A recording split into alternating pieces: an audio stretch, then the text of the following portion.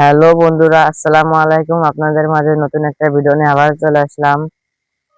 Guys, আমরা গেছিলাম এক বিয়ে বাড়িতে দাওয়াত খেতে এবং সেখান থেকে আসতে গিয়ে আমাদের প্রায় রাত 2টা বেজে গেছে। এখন গাইস আমি আর আমার ভাই যাচ্ছি এখন রাস্তা দিয়ে। রাস্তার এই সাইড গুলো দেখুন কি অন্ধকার, এবং আমি দাঁড়িয়ে রয়েছি এবং রাস্তার মাঝখানে এই সাইডেও এরকম ঘাস লাগানো ফাঁকা মাঠ। মানে গাইস, এই জায়গা যদি আমাদের কোনো কিডন্যাপারও ধরে, মানে আমাদের আল্লাহ না করুক, আমাদের বাঁচার কোনো ই নেই।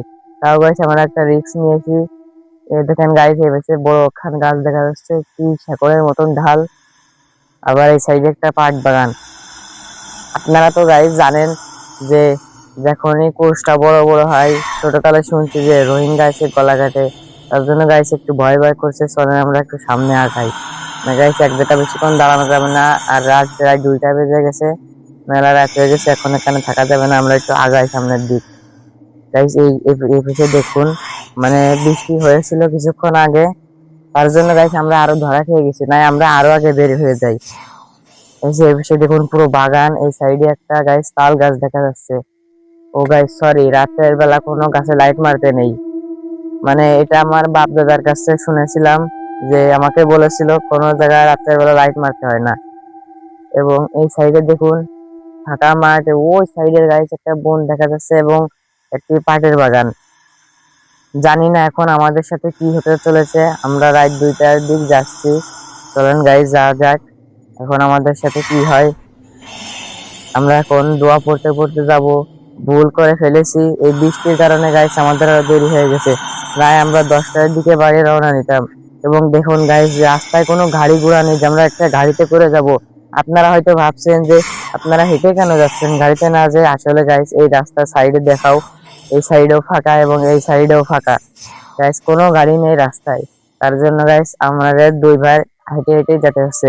তার জন্য আপনাদের মাঝে এই ভিডিওটা তুলে ধরলাম যে হ্যালো বন্ধুরা, এইমাত্র 2টা গাড়ি গেছে এবং সেই গাড়ি দুটোকে আমরা দাঁড় করাইছি, কিন্তু আপনাদের মাঝে ক্যামেরার ভিতর আনতে পারি নাই।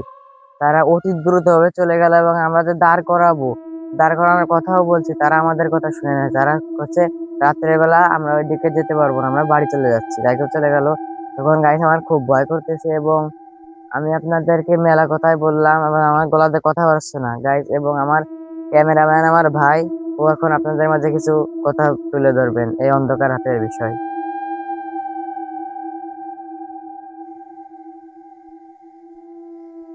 গাইস, আপনারা জানেন যে একটু আগে আমি ক্যামেরা ধরছিলাম। আমি আপনাদের একটা কথা বলতে চাই যে আমি যে রোডে দাঁড়িয়ে আছি এখন গাইস, এই রোডে রাত 1টা বাজলেই ভয়ানক অ্যাক্সিডেন্ট হয় গাইস। সেই জন্য দেখতে পাচ্ছেন আমার আশেপাশে কিন্তু কোথাও কোনো গাড়ি নাই, ঠিক আছে। এবং এই পথের মধ্যে বৃষ্টি হয়েছে, দেখতে পাচ্ছেন যে রাস্তার সাইড দিয়ে পানি রয়েছে এখনো। এবং এই পাশে একটা বিল আছে, আমি ওইদিকে বড় করছি না, যাই হোক। আমি এই মুহূর্তে যখন দাঁড়িয়ে আছি এখানে একটা, এই রাস্তার নিচে একটা গাইস বড় পোল আছে, ঠিক আছে। এই পোলের ভিতরেই বড় বড় সাপ আছে গাইস।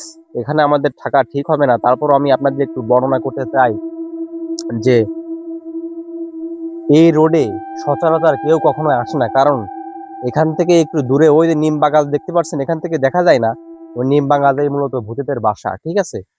এবং ওই ভূতরা সবসময় মানুষের ক্ষতি করে না, কিন্তু মানুষকে ভয় দেখায়। এবং অনেকে দেখা যায় যে রাস্তা দিয়ে কেউ যদি যায়, ছোট শিশু বা কোনো বয়স্ক বৃদ্ধ লোক কেউ যদি বাজার নিয়ে বা গোশ নিয়ে কোথাও যায়, বের অনুষ্ঠান থেকে শুরু করে বিভিন্ন খাবার নিয়ে যদি যায়, তাহলে তাকে ডাকে ইশারা করে, ঠিক আছে।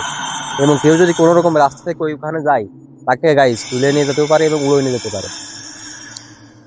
আমাদের বাড়ি পাশে ছিল একটা ওমর কাকা নামে একজন, তাকে প্রতিদিন রাত 2টা বাজলে তাকে নিয়ে যেত উড়িয়ে। এবং ওই পিলটি দেখতে পাচ্ছেন, ওই যে গোবরা পঞ্চবল্লী, ওখানে নিয়ে আবার রাখতো। আবার যখন ঘুমতো, সকালে ঘুমানোর আগেই, ওঠার আগেই তাকে আবার নিয়ে চলে আসতো গাইস।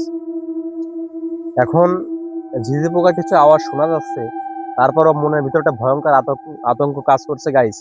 কোনো মানুষ নাই, শুধু আমি আর আমার সাথে আমার ভাই। ও আগে কথা বলছিল, এখন আমি কথা বলছি, আমরা দুইজনই।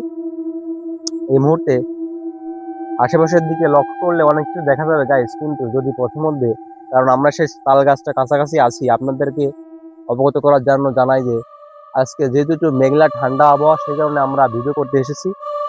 কারণ এই মুহূর্তে পরিবেশটা একদম নিরিবিলি, সেই জন্য আমরা এখানে এসেছি। এবং আমরা যদি একটু ওইদিকে যেতাম তাহলে গাইস আমাদের বিপদ হতে পারতো, সেই জন্য আমরা ওইদিকে যাচ্ছি না। কারণ ওই পাশেই সেই ভয়ঙ্কর তাল গাছ, আমরা ওখানে যাব না। এখন আমরা বাড়ির দিকেই যাবো গাইস।